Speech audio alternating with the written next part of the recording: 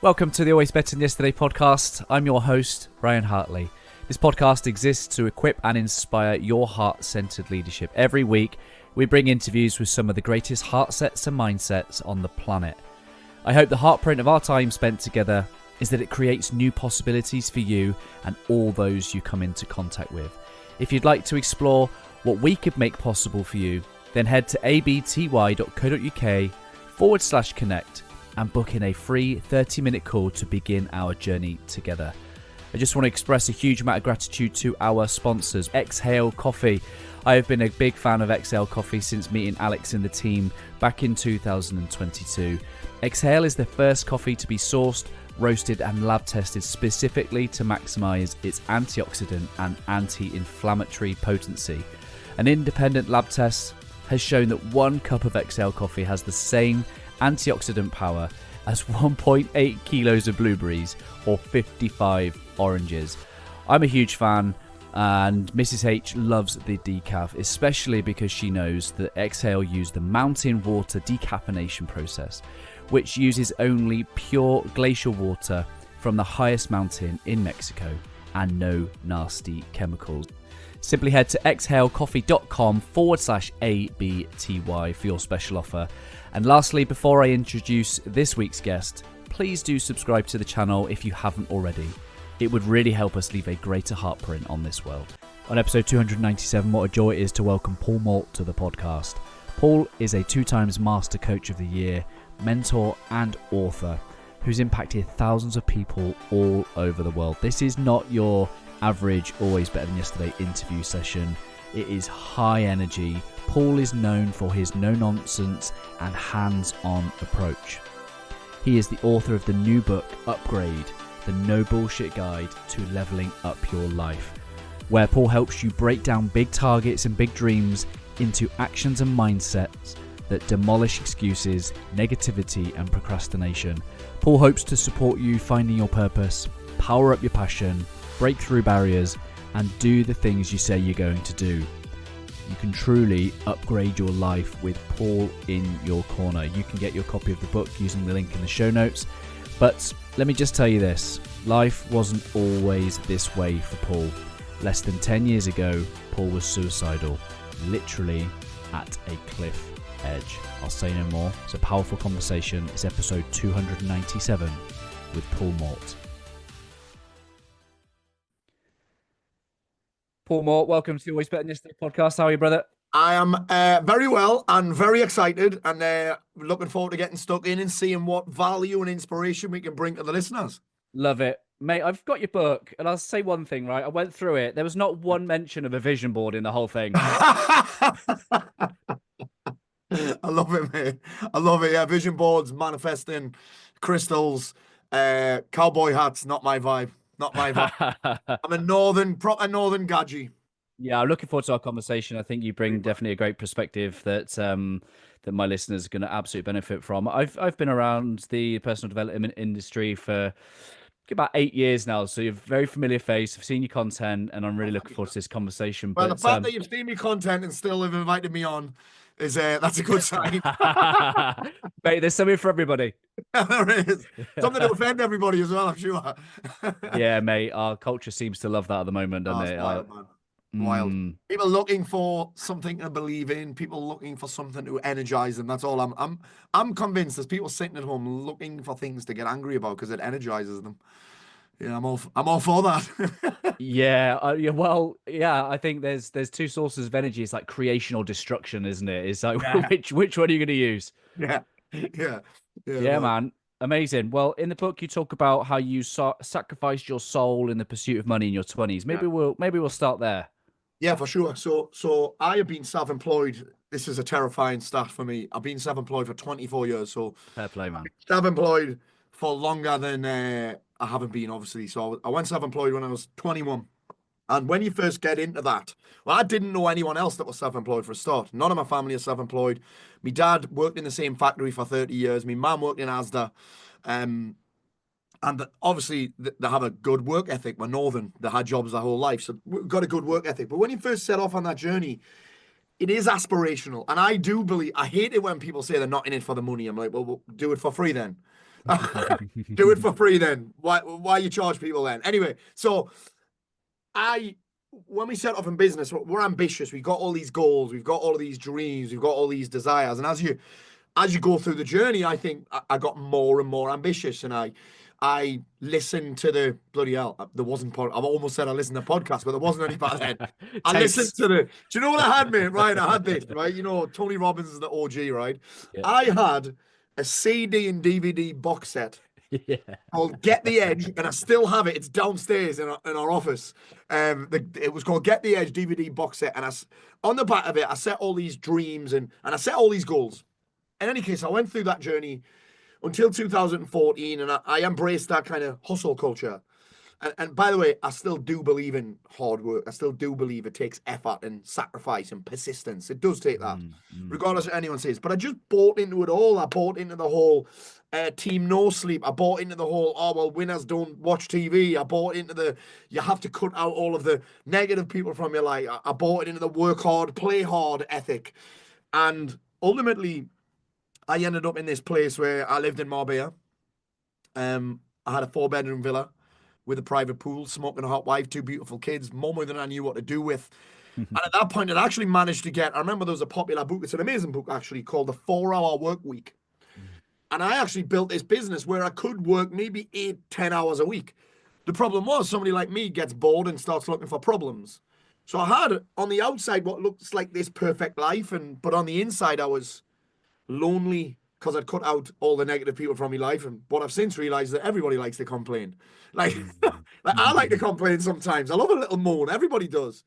So imagine that. Imagine we follow the personal development advice of cut the negative people out from your life. That basically means anybody that complains. So what? Yeah. I ended up lonely. I'm angry inside because I've just let it all slip. I'm 5 stone overweight. I've been diagnosed with bipolar disorder, and I'm just all over the place, mate. And I was diagnosed bipolar living in Marbella, and it got to the point where we had to leave Marbella and move home. Because at this point, I've got a newborn daughter, Nina, who's now 11. I've got my son, Max, who's now 14 years old, taller than me, has a better beard than me, 14 years old. Oh, come on. He's also a boxer, and he's harder than me as well. That's legacy stuff. That's legacy stuff. It's scary how tough he is. He has no nerves or anything. It's terrifying. But yeah, and I'm in this position where Spain, they don't really even treat bipolar disorder. So my wife's like, we've got a newborn, a 2-year-old, and at this point, a 34-year-old baby as well. Because I was just volatile and explosive and horrible to be around, man. So we moved back home where you would think that things get better. And they didn't. I had more people to drink with. I had more access to dealers. So I'd be sniffing and drinking a lot. And I suppose part of me didn't know how to deal with success. Part of me had lost my sense of purpose, if you like, because if we go to that whole sacrifice and everything, once I got there, you're kind of like, well, is this it? It didn't feel anything like what I thought it would when me and Tony Robbins set those goals in 2001 together on his DVD box set on a portable CD player. Remember them portable CD players? You had to hold them like that. Mate, don't jump, don't make him jump. Yeah. You know what's weird? Back then, that was considered an upgrade from a cassette player, and it blatantly wasn't. It's Mate, terrible. honestly, the kids these days don't know themselves. No, they don't. So I had it. So when I said, and I just felt nothing like it, and it felt like I was almost. I'd spent so you're talking by that point, 13 years climbing this ladder of success, as they say, kicking people off on the way up, sacrificing my physical health. Like I say, I was 5 stone overweight, riddled with anxiety, diagnosed bipolar, so I sacrificed my mental health. And I get to the top of this ladder, and I realized that maybe this against the wrong building. Is this even the right building? Is this even what I wanted? Is it what I thought I should want? So then I get there, I'm almost like, is this it? So I'm at home now, and I'm 5 stone overweight. I'm riddled with anxiety, bipolar. Clearly, I'm not doing things that help it. The habits aren't helping that whatsoever. It's funny that when I stopped doing that, most of the symptoms disappeared. It's mad, that, isn't it? So I get to the top of this, and I'm just lacking a sense of purpose. So things just got worse. And then December 2014, I was, and this is kind of what changed my life. I was just looking this morning, actually, because I've got a keynote next week, and I was looking for how many views this video that I made was. It's had 15 million views, this video of me talking about what I'm about to talk about. Yep. At this point in my life, I just wanted to not be in this constant sense of pain anymore.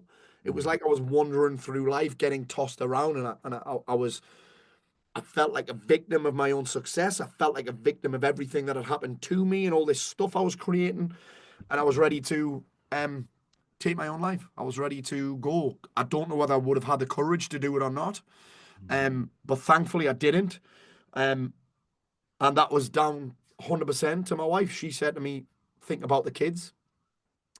And my response is kind of sad, which was, I am thinking about the kids. They'd be better off without me. And I've had this conversation with hundreds of people, as in they've told me the same thing. People will be better off without them.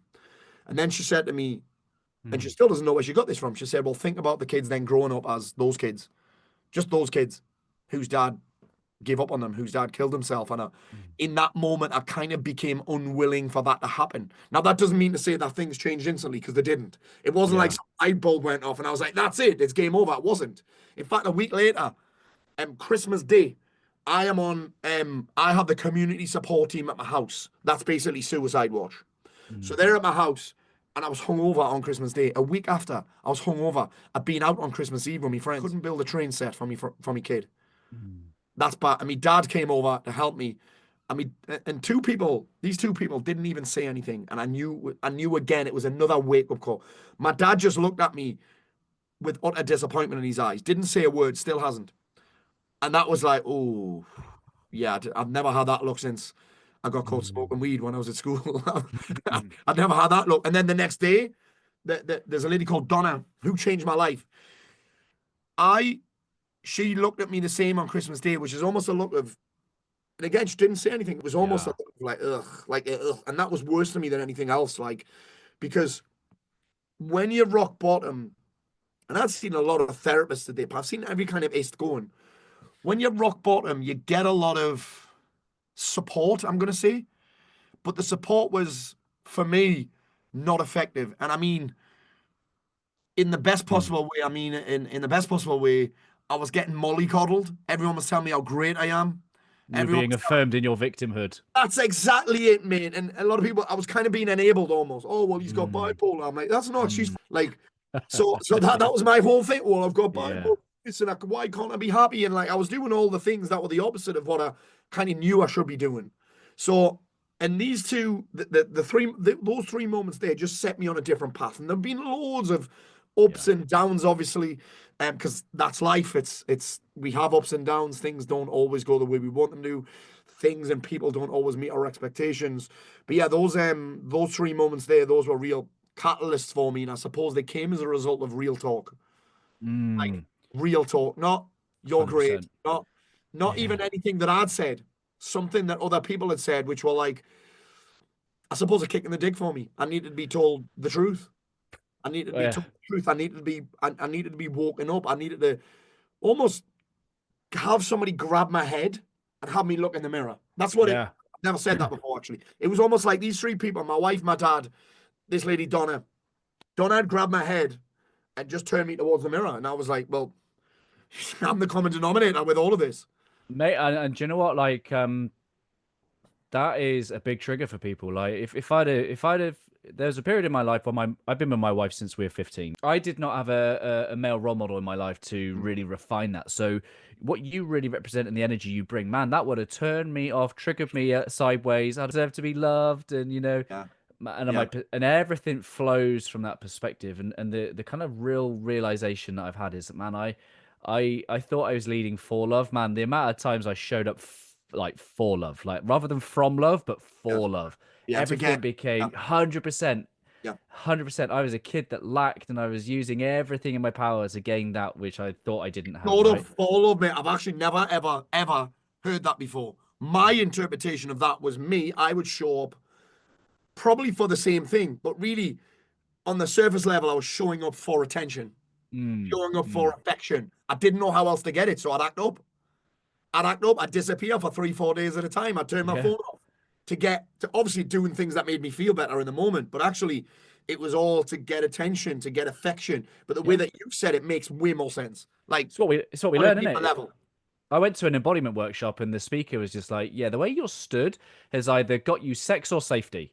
And that's it. We learn those strategies, don't we? That's interesting as well. Yeah. Yeah, we learn those Yeah. strategies to get those things. But man, like, so seeing someone talk the way you do, like 10 years ago when I really needed to hear it was probably the time when I was least able to hear Bro, it. and there are people every day that tell me that they don't.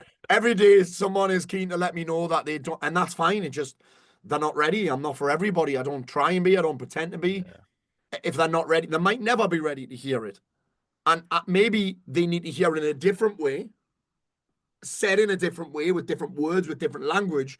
But essentially, it's all the same message. It's on It us. is the same message, and it Yeah. is to come face to face with your reality. I think Yes. I've been fortunate enough to speak with a couple of like people who are willing to have different opinions because the modern world wants to treat men like women, talk therapy, and there are some real, intelligent people out there that say actually men don't need to talk to other people. They, men are problem solvers, and if they apply the Talking doesn't problem, cook rice. Talking don't right, cook rice. yeah, and if you apply the problem solving mentality to your emotions, guess what? You ain't going to be able to fix that. 100%. You know what's interesting about the talking thing? Because I do talk about this a lot. I mean, with the media that I've done, I did media on, I think it was Blue Monday, around about that time. This thing that the holiday industry made up. That people that I spoke to didn't even know that. Big magazines were like, "Hey, that really happened." I was like, "Yeah."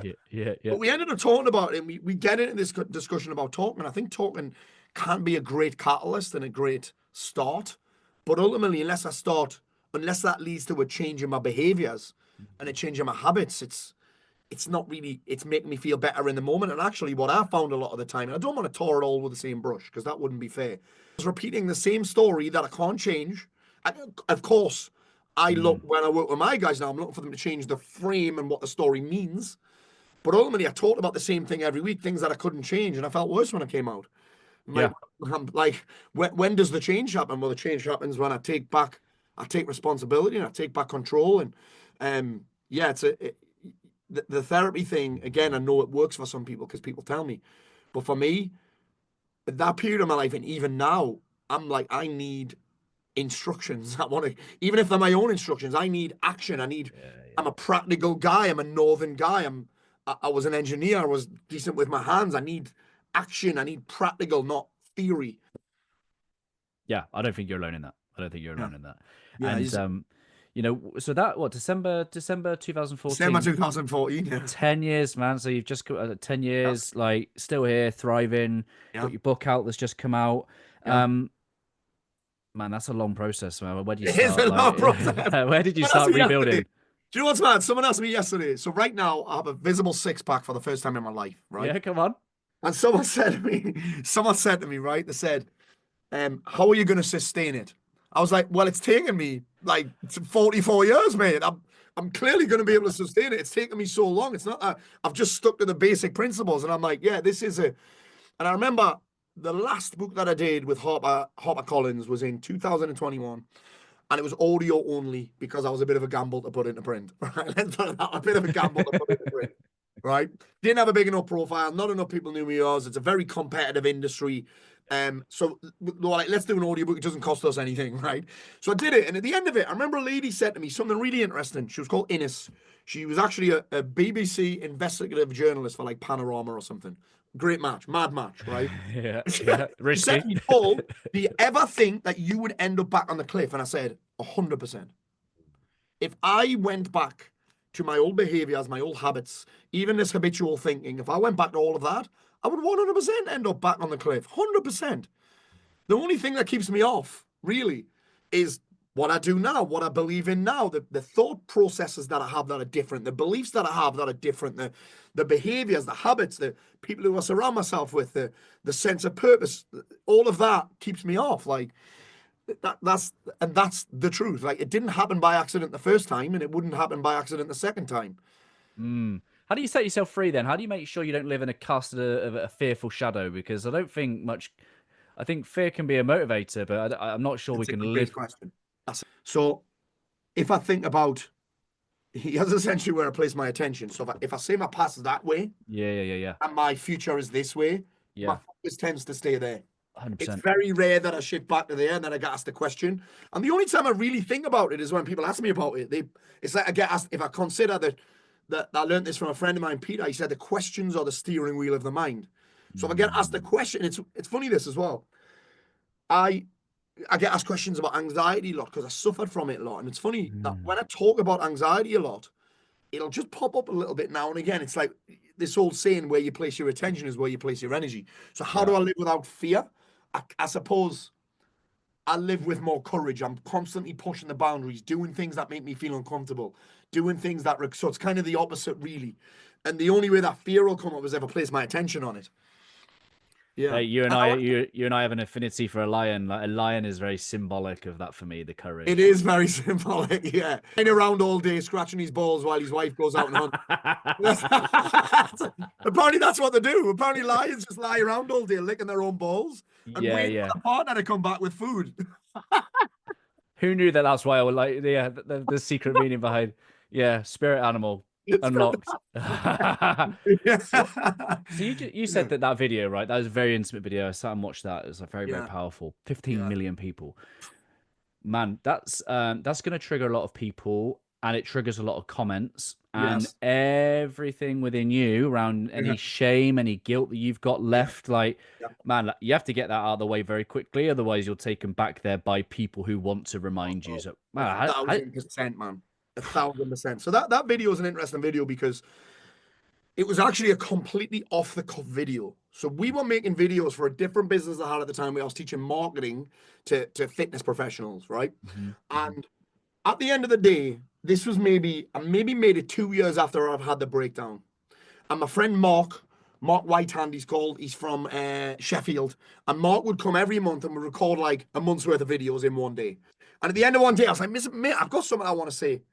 Set the camera up over there. I've just got something I want to get off my chest. And I just kind of shot from the hip or spoke from the heart, however I want to put it. I just described the thing.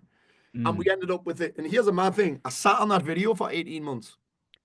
yeah. I sat on it for 18 months because I was scared about the comments. Mm, I was scared in case my mum and dad seen it. Like I was like, what if my friends see it? Do you know what I mean? Like it is what you'd call it. And those kind of videos, if I think I dropped that in 2016, or made it 2016, I probably dropped it middle of 2017. Like, if I think about that, these kind of vulnerable videos, which is the word that most people would use for it, right? These vulnerable mm, open videos weren't a massive thing then. And I dropped it and I mm, was scared, and exactly what I thought would happen happened. People left awful comments. And I did struggle to deal with them at first because it felt like a personal attack. mm. And it took me a long time to get over this. Mate, there was days where I'd send people my address and I'd be the whole world, come and say that to me face. Yeah, There was days where I was yeah, like, okay, then let's go. Let's go, big man. yeah, So, yeah. and there was days where I did that because I was still clearly emotionally immature, Sure. right? And then it got through the phase of, because again, I thought they were personally attacking me. They weren't. What people do is do things to make themselves feel better. That's what I think. Almost every action that we take is to make ourselves feel a little bit better, or we think it will. So they'd leave these comments and they'd leave these comments, and I'd bite them. And then I went through the blocking and delete, the block and delete phase. And then Mm, I'm speaking about this at a keynote next week. And then I started like, well, is there a gift here? And then I started using it as content, and people, that's my most viewed content, where I'm like, hey, this guy said this, here's what I said in return. And I'm okay with that. Like, I like to have fun with it. Now I'm almost like, oh yes, here's some entertainment for the day, because again, I know these people, it's not about me. Even if my name's in the yeah, yeah, sentence, yeah, yeah. even if they call me a name, even if they say something about me, I'm like, it's not really about me. It's about them, because the fact of the matter is, I get a lot of apologies from people who forgot they even typed it. Yeah. There's a lot of the comments coming at 3 a.m. when guys have been on the gear, they've been on the booze, they've been on the bag, they've had a few lines of confidence, and they see the thing and it speaks to them, and they react in. There's two ways you can react to that video, really. Oh shit, it's on me. Excited. Oh shit, it's on me. Oh, it's my fault. There's only those two ways, really. There's nothing in between, because it's Yeah. my intention with the video wasn't to be polarizing. It was just to get something off my chest. It was to say what I wanted to say, and actually in the hope that it would help other people. And at some level, I suppose it was to get. You think about this all the time. You know when people say, "Oh, you're just posting this for attention," I'm like, well, yeah, that's what social media is. you're either on social media to get attention or you're on social media because you're nosy. That's it. Those are the only two reasons you're on social media, right? You're nosy, me mum, or you want to get attention, me. So it's I almost look forward to getting the comments now because I know I can use it in some way. There's a gift in it somewhere along the line. I mean, mate, there's some of these comments are being seen by thousands of people, and I'm talking all over the world. Yeah. Places like Puerto Rico, in places like Dubai, in places Hollywood. Some people have seen these things. I did a speaking gig in Hollywood. It was in the city Hollywood. It wasn't like the Oscars. It was a speaking gig for gym owners, and I've shown people those slides everywhere, so they became useful to me. And I think people say, well, what about those other people? What about them? I'm like, because they're clearly in pain. I'm like, well, someone needs to call them out on the behavior. Like, I believe that people, regardless of how much someone else is hurting to give me shit like that, I'm like, they need to be held accountable. Someone needs to hold them accountable. Because if they could have said that same comment to somebody else who can't take it like me, so I'm going to highlight the behavior. I want their friends to see what they've just posted on my video. So to get called out on it. So maybe they think twice about doing it to somebody else because I had the courage to stand up to them, if you like. And to be fair, I just had banter. Yeah. I just have banter, but I get caught in those two minds. Well, what about them? Am I giving them an attention that they want? Or I'm like, again, people need some of the comments. I'm just like, that's not okay. Yeah. I was themselves is not okay. No, 100%. And that discernment. I was always someone that would have taken stuff personally. And something about having children, like the wisdom of children. So my son is a year older than your daughter. Yeah. And 5, 6, he was no older than 7. I used to read to him Jocko Willink's children's the way of the warrior. Yeah, the way of the warrior kid. And one day he was being bullied at school. I say he was being bullied. There was just this kid that was just being an absolute nuisance to a number of his friends. And my son got the book, and he took me to this page, and it basically was talking when Uncle Jake was talking about sometimes you just have to understand what's going on in their life, and I was like, oh man, like this kid's destined for great things. Like the wisdom he was able to share at 7 years old, man. But it's being able to see. I have a faith that in some of that good book it talks about how a man is a product of his heart. So when you look at the fruits of people's behavior, you think, okay, well, that is just an extension of it's such an interesting thing because I've kind of flip-flop between those things all of the time. Like, I hope you're okay, but it just depends on what it is. Like, it's such a flip-flop between things all of the time. It's weird. I wrote a post yesterday that I haven't done yet because I'm trying to refine it. It's called Things I've Changed My Mind On. And I do change my mind, and I'm okay with that. Like, I'm okay with not being stuck in this fixed mindset. Like, and I look at my life now, there's certain things I've changed my mind on, like meditations for hippies. Now, I'm probably miss one day every 2 weeks of a short meditation. I was like, journaling's for teenage girls. I don't take a single day of journaling, twice a day, every day. Journaling's for teenage girls. You either change your opinion or you start to adopt the identity of a teenage girl. Like, which one's easier to do? But then, just so many things that I'm like, well, actually, maybe I just didn't understand that. Yeah. Maybe I just didn't understand it, or maybe I thought I couldn't do it. I think that happens a lot as well. Like, people give me one of the things I get the most grief for is whenever I probably mention it once every 3 months. I say that I've been off the drink for, I think, 3 years, 3 months I haven't drank for. And people get really offended when I say it. I'm like, what about, how can you be offended by something that I'm not doing? And it's such a weird thing, like, that people get upset about it. It brings them face to face with the possibility that they could do the same. Exactly. And it's like I'm like, just because you can't do it doesn't mean that like nobody else should. It's such the internet's such a weird and wonderful place, isn't it? Yeah, and I don't know about you. You're surrounded by great business people. Like, sometimes I have to remind myself that the most savage people in life, like killing it mindset wise, success wise, aren't on social media. Like, real life. Or they have a profile on there that somebody else runs for them a lot of the time as well, man. Yeah. Like, do you know what I mean? There's a lot of the big bowlers. They're not running they're not making posts on their own social media. Someone else is. Yeah. And it's such a, to be fair, if I wasn't in business, I probably wouldn't bother with it. I say that, but who knows? But if I wasn't in business, I probably wouldn't bother. But I'm trying to build a business where we impact a lot of people and build freedom for me and my family and help other people. And the side effect of that is other people get the same thing. So it's kind of I wouldn't say it's a necessary evil, because I try and make a it as tool. fun as I can. I try and make it as fun Yeah. as I can. I never take it too seriously. Yeah. Well, one of the things I was reading in your book, you talk about meditation. You got an acupressure mat. I was like, oh, what's that like? Because I was thinking about getting one. Is it any good? Well, I like it, and I'm always people always ask me, "So, well, is there any scientific?" I'm like, listen, I'm meditating anyway. I'll give it a go. Yeah, yeah, You know what I mean? 100%. Like, do you know what I mean? Right? It's 20 quid, right? I'm lying down anyway, so I may as well be in pain while I do it. Mhm. But actually, do you know what? There's a deep satisfaction in getting on it and thinking, "Oh my God, what am I doing?" to it just disappearing. Mm. Do you know when we say stuff like we need to sit with our emotions and process our emotions and that? Like this is Mm. just an example of okay, if I just stay still, and because it hurts if you move, and it kind of teaches you to stay still, otherwise Mm. it hurts. So yeah, Mm. I love it, and I'm like, I'm doing it anyway. I'm hitting those 12 minutes of meditation anyway, so I may as well do it. Mate, I've even started. This is even worse. This one. This is a world exclusive.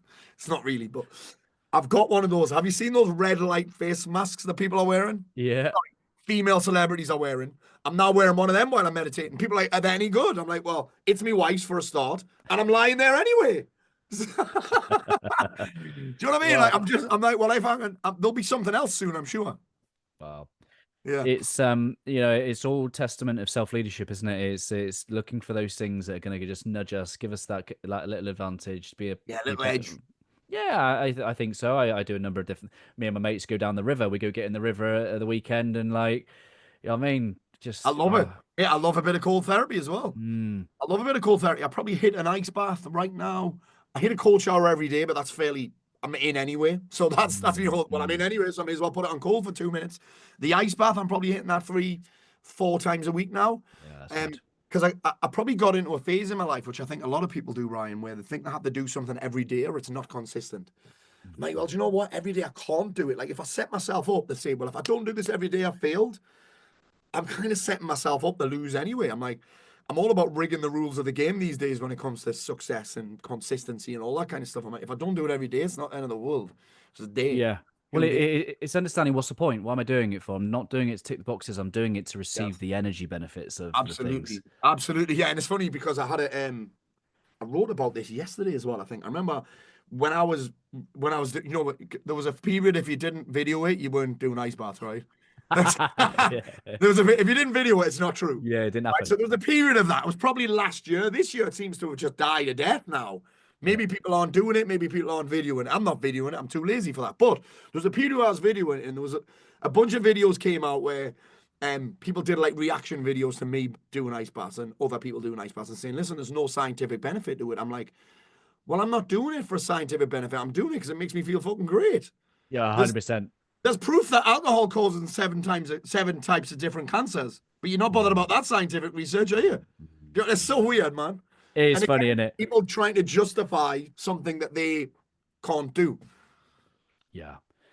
One of the one of the things that I have really reflected on over my personal growth journey is the impact of when I become the man I was destined to be, better leader. Mhm. My wife has almost surrendered, softened. She's Mhm. exposed more natural beauty. Like there have been wonderful things that have happened, Mhm.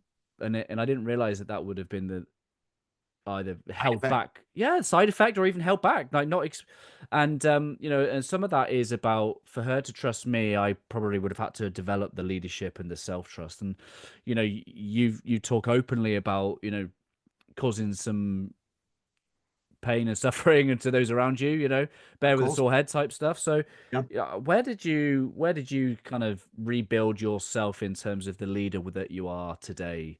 Oh well. The first thing was remember those words that you said to me. Think about the kids growing up as those kids whose dad gave up on them, killed himself, and that was a moment that shifted it because I'm like, well, actually, yeah, my kids if I think about them, my number one responsibility in the world. And I believe, and I started to believe, well, my responsibility as a dad is to show them how to live. That's lead Mm, by example, leadership mm, by example, leadership. I think the number one trait of a leader for me, the number one responsibility for me is energy. When I'm leading, I'm either draining people or I'm inspiring them. And mm, that's so the first one is energy. So I suppose I started to trust myself. I believe that trust is a function of results. Mm. So I just, at the start, I suppose I just got stuck into, and we'll label this very loosely as the work, whatever the work is. So back then it was actually something called The Work with a lady called Byron Katie, wrote the greatest book I've ever read called Loving What Is. Unbelievable book. Changed my life, changed my approach to people, changed my approach to my past, put things in a different frame to how people Mm. might react to what people have done to me in the past, all of that kind of stuff, all of that pain. And I got a better understanding of myself. And then once I started doing that, once I started doing the work, I started to see results. And when we Mm. see progress, my brain is very happy when it sees even the tiniest bit of progress. So, and my wife's the same. She started to trust me again when I started to do what I said I would. Because think about this, like I work with a lot of men, almost exclusively men, and men, they're like, Paul, my wife's not buying into what we're doing here. I'm like, of course she doesn't. How many promises you made and broke them in the past? Yeah. How many times you said you're going to do something and not do it? So of course she doesn't trust you because ultimately you're full of shit. How do I know? You've demonstrated it in the past. So I had to get back on, and I suppose I didn't try and convince. We can be guilty of this as well, trying to convince people to do what we do. Hey, you should Mm. try meditation. Hey, you should try reading this. Hey, if you try 10 minutes journaling, and of course, because we're passionate about what we do, right? Mhm. But when we've let people down so many times, when we've broken agreements so many times, when we break an agreement, when we break a promise, we kind of trust and value and worth goes down a little bit, both from them and from ourselves. So I Mm. suppose my wife trusts me now, and I do make some mad decisions. Like I do, she trusts me to make these decisions now, and that is a function of results, which are a function of the work, and that work has obviously changed over time. Um, Mm. yeah. So I suppose it's just consistently doing the work, consistently, and I like striving. I'm a big Mm. fan of striving. I know there's a big movement saying you shouldn't strive, but I'm this. This is what I do every day. Mm. I'm appreciative and grateful for the progress that I've made because I think it's possible to be grateful and appreciative for what you have, what you've created, what you've built, and still be hungry for more.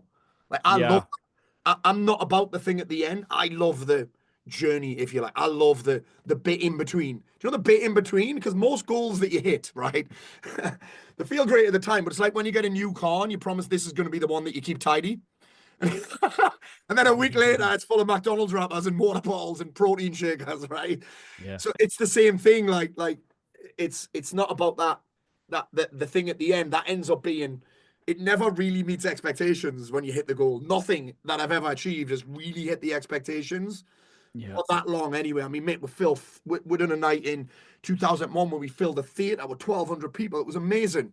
The next day I was like, and I have to Yeah. journal on that thing and color it in and write down what happened and how it felt. And I journal all of that stuff. Every day I write down every single thing that's gone well, every single person that I think I've impacted positively. Like that all goes down because I think it is important to people that. But I think it's important for me to that's where I get my sense of purpose from.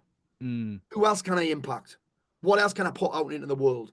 How else am I going to challenge myself? How else am I going to grow? Because growth comes from, in my opinion, if I'm looking to grow and I want personal growth, that comes from discomfort. So I'm like, wait, what Yeah. bar am I getting on the next then?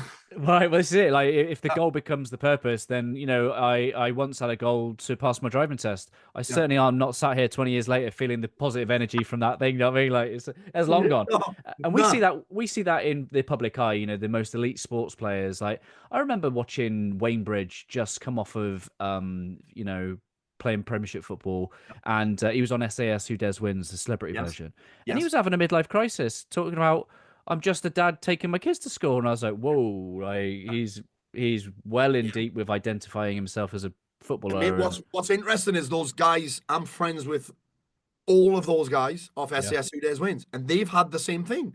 They mm, leave the military where they've been top dogs.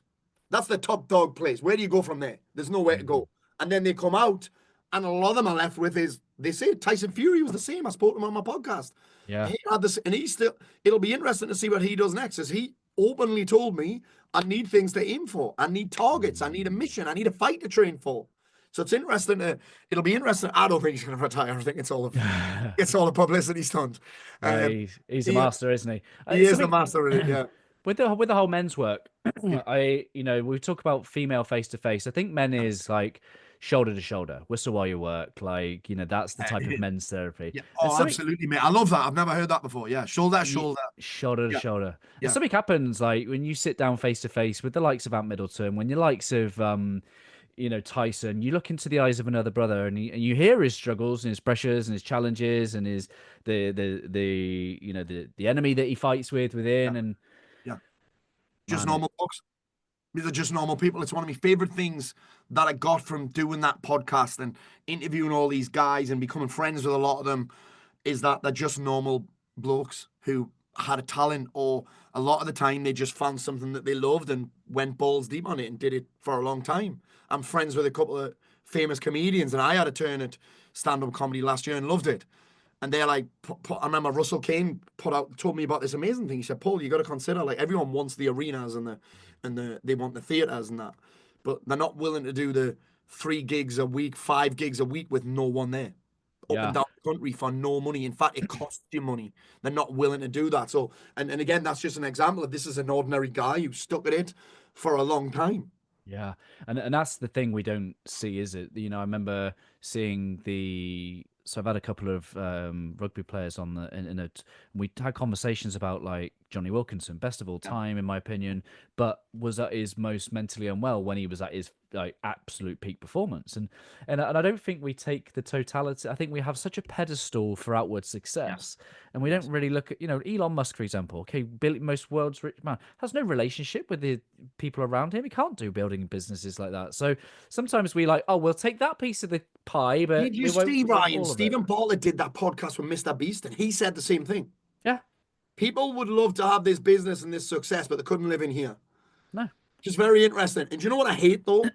See this with footballers all the time. There was a footballer called Aaron Lennon, yep, and he did an article about depression, and all people were bothered about was how much money they earn. yeah, I'm like, bro, man, come on. Depression don't give a shit how much money you earn. It doesn't. Yes, it does give you. I mean, I was blessed back then. I was able to, because I built a successful business. I was able to invest in programs. I was able to travel to do conventions and workshops and retreat. I was able to do all of that. And a lot of people don't have that. But it's like, I'm like, yeah. how can you not get that? Like, it's crazy, man. Well, yeah, the money can actually be a source of fueling the further disconnection from oneself, right? Absolutely, because you end up doing what I did, was I get guys in my program to do this. I throw money at the problem and think it's going to go away.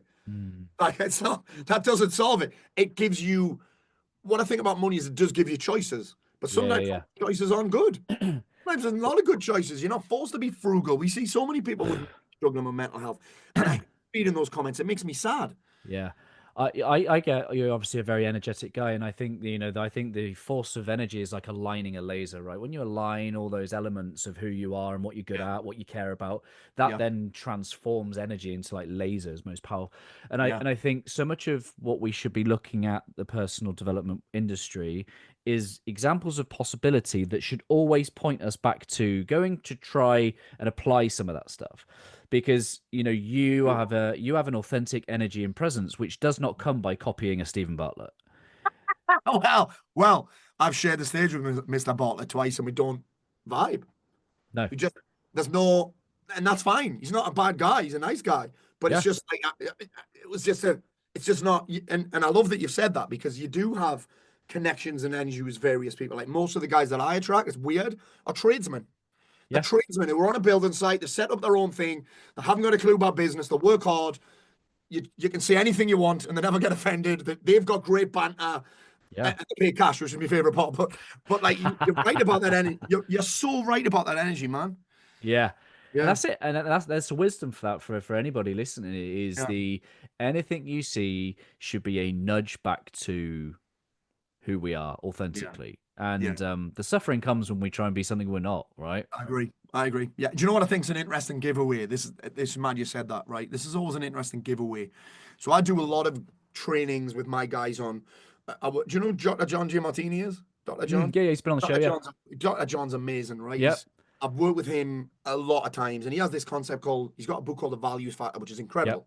Yep. And we talk about what we value and what we're into and what we're passionate about, right? But most people, I'm like, you're not.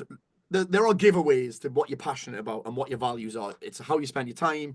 It's your calendar. That's the things that you talk about, the things that you can recall information on. And sometimes your Google search history will tell you. Sometimes the discovery thing in your Instagram. If you look on the discovery page on your Instagram, it's very interesting what that tells you. It tells you what you're into. Here's the bad news about this. This is very strange, right? My wife thinks it's hilarious. My daughter showed my wife my discovery page, right? All that was on it: jiu-jitsu, right? Football, and big boobs. In that My order. wife was like, "Paul, this is hilarious," because she knows it's just. I'm like, "Wow, that's not me. I'm trying to blame my son." Yeah, But yeah. it's just They're a really interesting thing. distractions. Yeah, Yeah, like yeah. she thinks it's funny. Obviously, I'm not going and doing anything stupid but it just sometimes it pops up and I click it. Spiritual But warfare. It's yeah, it's a distracting. very interesting thing. It comes back to who I am, and I am a fan of big. Sorry, mate. Here's a Well, story for you. I got so you know I'm doing all the media stuff at the minute. I was meant to do yeah. an interview for a magazine, and I'm all about like when you're on social media, you've got to be able to get attention, especially for a book launch. So I made this video where it was a lady walking and she was well endowed. And then I cut the video and said, "What are you doing looking at this? Go and buy my new book." The video made got like 30 times more views than my normal stuff. It's on like 60,000 views, right? Yeah. And I got a message from the publisher the same day saying, "Paul, this magazine, quite a big magazine, have cancelled the request for an interview." I was like, "Oh, but listen, You win some, you lose some. and Ryan, if someone's offended by that, the interview would be a nightmare because I'd be Yeah, yeah, yeah, I'd be yeah. walking on eggshells. I wouldn't be allowed to be Yeah. authentic. I wouldn't be allowed to be this, and it's hard work. It's effortless to be this, and if people don't like it, it's okay. Yeah, It is. yeah, yeah. Okay. It is okay. I don't go out my way to offend people, but the word authentic gets thrown around a lot. But I think authenticity is just the absence of inauthenticity. That's all it is. It's just the absence of what you Simple. said, which is trying to be someone. You're not copying somebody else. Yeah. I like that. One of the things I can't stop looking over the back of your shoulder is the aubergine, and educate one. Half of my audience come from America, so Okay. So what this is an actually American saying, which is big dick energy. is it? Okay, cool. Big dick Enlighten energy, me. yeah. The first Enlighten time I me. heard it was in America, BDE. Yeah. Come So on. big dick energy is the kind of energy that people want to be around, that people are magnetized towards, that inspires people. That is essentially what that book was going to be called, actually, which is it makes you unfuckwithable. That was what the book was meant to be called, but apparently the publisher, I was willing to negotiate on the name of the book, but you'll You notice on just the first first page, page. You had your way somewhere. Yeah, yeah, I was like, listen, I wanted that. yeah. Listen, I wanted that First book. Yeah, page. there you go. There you It's go. not even. I can't get it in focus. Yeah, Yeah. I wanted to call it that, and they liked the name, but they said that when the proof read, I think there was like 8 people read it or something. 4 of them said they thought it was called Unfuckable, and nobody wants to be unfuckable apparently.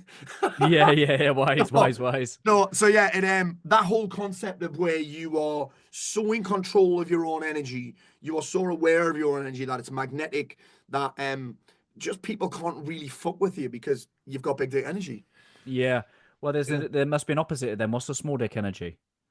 That is when you are easily offended, when you think everything's about you, when you take things personally, when you believe that people are out to get you, when you lose your shit at the first sign of inconvenience, when you say one thing, it's so many things for small dick energy.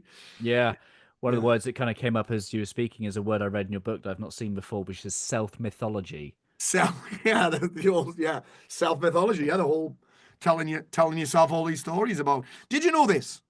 I don't think I mentioned this in the book, actually. I learned this from Dr. Joe Dispenza. I like his work as well. Some of it's a bit out there for me, Yeah. but I've been to a couple of these events and they were amazing. Incredible. There was one of them that I went to that had 9,000 people. I went to A an lot of event in energy in one Basel. There room. was 9,000 people there. Yeah, there was a lot of energy. There was a lot of it that wasn't my kind of energy. Do you know what I mean? But I sat in with it and I learned a lot. And he said something that always stuck with me, which is apparently 50% of our memories aren't even true.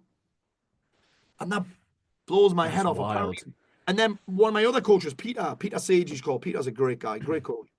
And Peter said that he has a saying, which I absolutely love, which is the past is just the past with your imagination filling in the gaps. and all of the meaning. And I'm like, wow, that, and again, that changes my frame. If I can change the meaning around why something happened, I can change the story. And when I change my story, my life starts to change. Like, if I can see the hidden gift, and it is a bit cheesy, but it's worked for me. It's worked for all the guys I've worked with. I just sometimes have to use different language. Like the hidden gift tends to not work for a lot of the gadgets from Newcastle who are on the yard. I have to just say, can we put it in a different frame? Can we change the glasses we see it through? Yeah. Can we add something onto it? Trojan horse stuff, isn't it? Meet people where they're at. It is exactly that. It is Trojan horse. Yeah, Whatever gets you through the door. Yeah, it is. I've just infected them with this tip. It's the same thing, but like I say, it's that whole changing the story by just changing the meaning. That is transformative. That's how you let go of resentment. That's how I let go of guilt. That's how I let go of all of that, is by just changing the frame, changing the meaning, and the word that you use, changing the mythology around it. Yeah. Do you think Sage is his real surname? Ooh. Because if it is, he was destined for that, wasn't he? He was. Yeah, I've got a friend that's known him for 25 years because he was a trainer for Tony Robbins for 25 years. Right. And Nikki, who used to be my coach as well, she's retired now. Nikki worked with him for 25 years, and apparently that was his name 25 years ago. So yeah, he's actually just rown. He's just rowed across the Atlantic. Is he? No, like him and his mate for like a month.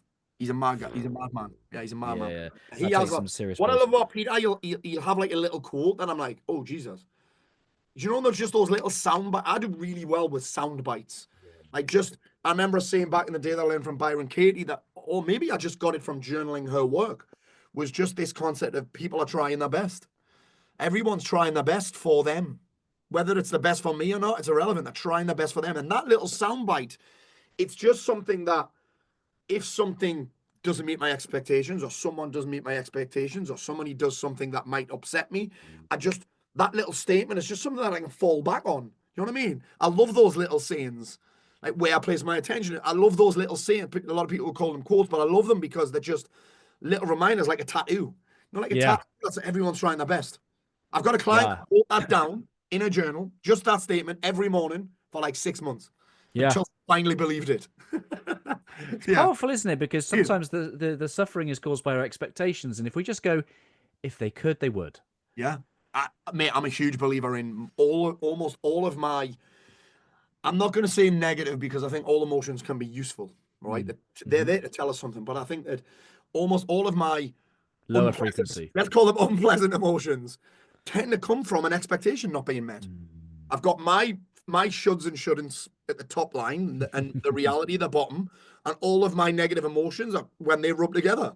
All of my unhelpful emotions, they rub together, and then I get what I get. So who is the source of your suffering? Yeah, me. It's me. Every time, my thoughts. Surprise. My thoughts. Yeah, there you go. Yeah, it's Paul Mort with another mirror. Yeah, that's him. Yeah. And it hurt, like you say, mate, like you said at the start, it does hurt sometimes. And there will have been a period in my life where I wasn't ready to hear it, or I wasn't willing to let go of blame, or I wasn't willing to let go of my victim tag, which is probably what I had there. I don't like that word so much. I think it's kind of, I'd love to have a different word for that. Because I think there are legit victims and there are people that like to kind of play the victim. It's a bit of a weird word. I'd love to come up with another one. There are a lot of things that I'd love a new word for. Meditation is one of them. Journaling's one of them. And there's just a few words where I'm like, if I could come up with a new word around that concept, I think I could change where we're at with it. Do you know what I mean? Is that just so you feel a little bit more comfortable with being a teenage girl? And I just think it would change because people have this preconceived conception. They have this preconceived opinion of it, and that's. I'm trying to think what another one would be. You'd have meditation in there. You'd have journaling. You'd have probably gratitude would go in there as well. Manifestation, another one. Be bastardized a little bit. But these are the words that I think would resonate better. So, for example, I actually posted a clip on this morning where I was like, sometimes goals seem a little bit boring. So I'm like, what if we use the word outcome or mission or priority? Something just changing that word can often. Language is a powerful thing, man. Yeah, whatever it is getting us to a point where we have an experience, and if the words are the gateways to that, then it's just a master that can change the meaning, change the words. Absolutely, yeah. Mate, I've loved the conversation. Is there anything in the book that I've not asked you about that you want to talk about?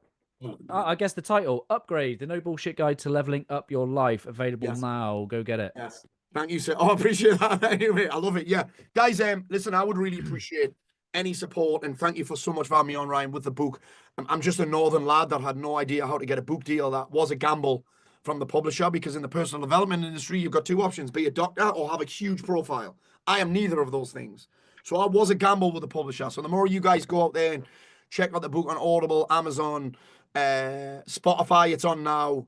Spotify looks really cool, actually. Seeing your book Nice. on Spotify is a very cool thing. Audible, all of those platforms is available. And I think if you're someone that's like that likes practicality, likes action, and wants to, like I say, upgrade yourself, so that upgrade your thinking, so you can upgrade your life, upgrade your business, whatever it is you're looking to upgrade, I would really appreciate any support. And yes, I sound like I'm begging, but hey, listen. It's all good. It's all in service. And what about the business world, mate? What about who do you serve in your business clients? I serve mainly married business owners who are struggling with work-life balance, want to make more money without sacrificing more of their life. And just, this is a saying that people don't believe. They're almost like, you're really saying that, Paul, that want to fall back in love with their life. At some point, we've all been in love with our life. At some point, we've all been in love with our business. And I think the guys that I tend to work with have just got to this point now where they're starting, or they've already fell out of love with it, despite it looking successful. Yeah. Kind Very of good at me, very kind good of at me in building. 2014. Me in 100%. 2014. Yeah. 100%. Very good at building. Very, very accomplished at building, just Yeah. built with the wrong ingredients. That's exactly like making a cake with diarrhea. There you go. Mate, what an image. I have a word here at Always Better Than Yesterday. It's called heartprint, and the word really symbolizes the ripple effect, the legacy that we want to leave behind. Like, you're a husband, you're a father, businessman, coach, author. Now, like, what's at the heart of your legacy? If you come to the end of your days, what do you hope that your heartprint will be? What an amazing question, mate. This is the best question I've, no shade, I've probably done 200 podcasts in my life. This is the best question I've ever been asked. Thank you, brother. What do I think my heartprint will be? I mean, my kids are the biggest heartprint that I'm going to leave behind. We all say our kids are amazing, and all kids are amazing. Mine are both so different. It's unbelievable. Like, they're so different. But like me and my wife we're polar. Their polarity is a thing. Imagine two of me, by the way. Oh, mate. Imagine two of me in a relationship would both be buried under the patio by now. And then imagine an 11-year-old female version of me. There you go. But yeah, my heartprint will probably be, I'm all about impact, man. Like, yes, I haven't really mentioned this, but I probably should. Listen, we talked a bit of smack about money before, but I'm like, money is a reflection of how much value I'm bringing to the world. Money's an exchange of value. So the more people I impact, the more people's lives get changed, and ultimately, I'm going to get paid more money.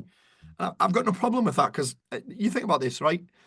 We all spend money on things that we value. We all spend money on things that we value. So therefore, if we become people of value, businesses of value, people will gravitate towards us. So I'm about impact. I'm still struggling to answer this question. I'm just buying time, Ryan, because I want to give it a great answer, because it's such a great question. So the first up would be my children, 100%. They're the ultimate heartprint that I'm going to leave behind, and that they impact other people. I suppose if I was going to go deep on this, I don't want other people's families to go through what my family went through. And I want people to realize that regardless of where they're at, I think they can claim back their power. I think they can reclaim their power. I think they can take back control of their lives and their emotions.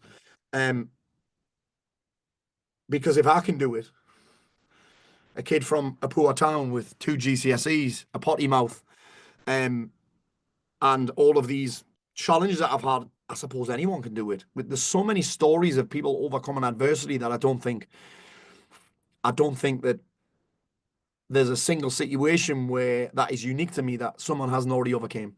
So I suppose that's my whole thing. My kids, the people that I've impacted, and I don't want people's families to go through what mine went through. And if I can come out on the other side, or still be, I would say I'm still coming out on the other side. There's no finish line to this personal development thing. There's no finish line to self-care and self-worth. There's no finish line. That if I can do it, I believe that anyone can. Love that. I think what I've just heard is that a statue in South Shields would do just fine. It's funny. There's a picture The guy that designed this for me has a picture of South Shields and it's like drones on it and that. And it's got like, do you know Chris and Rosie Ramsey, who have Shag Married and Annoyed podcast? Yeah. Oh, they're on it. Chris is a friend of mine. Two girls from Little Mix are on it. All the famous South Shields are on it. I was like, bro, how am I not on it? Like, how am I not on this picture? And he sells it in stores and that. So he made me a custom made one with my name on it. Nice, like the founding fathers. Oh, I love that. Yeah. Paul, thank you so much for your leadership. Thank you so much for having me on. I've had an amazing time, and I don't say that often. Oh, appreciate that, Mo. Honoured if you leave us a final thought from your good self. Final thought from my good self. I'm going to give you just do what you said you would do more times than you don't. And things will be fine. Paul, thank you, brother. Thank you, sir. Hey, my friends, thank you for making it to the end. I hope that our time spent together today has left you a little bit better than before you push play. I'd really appreciate if you just took a moment to leave a review to allow me to meet more people where they are and hopefully leave them a little bit better too. If you're curious to know how I, through Always Better Than Yesterday, can serve you, your team, your organisation, then head to alwaysbetterthanyesterday.com to connect. And while you're there, let me know one or two things that you're going to do as a result of listening to this conversation. I absolutely love hearing your thoughts, your reflections, and the things that this spark in your own heart and mind. If you want more insights from my heart and mind, I do send out short episodes on a Monday, Tuesday, Thursday and Friday, and again, I hope that they serve you well. I appreciate you listening. I'm Ryan Hartley, host of the Always Better Than Yesterday podcast, a podcast for heart-centered leaders just like you. Keep leading, my friends. Always love.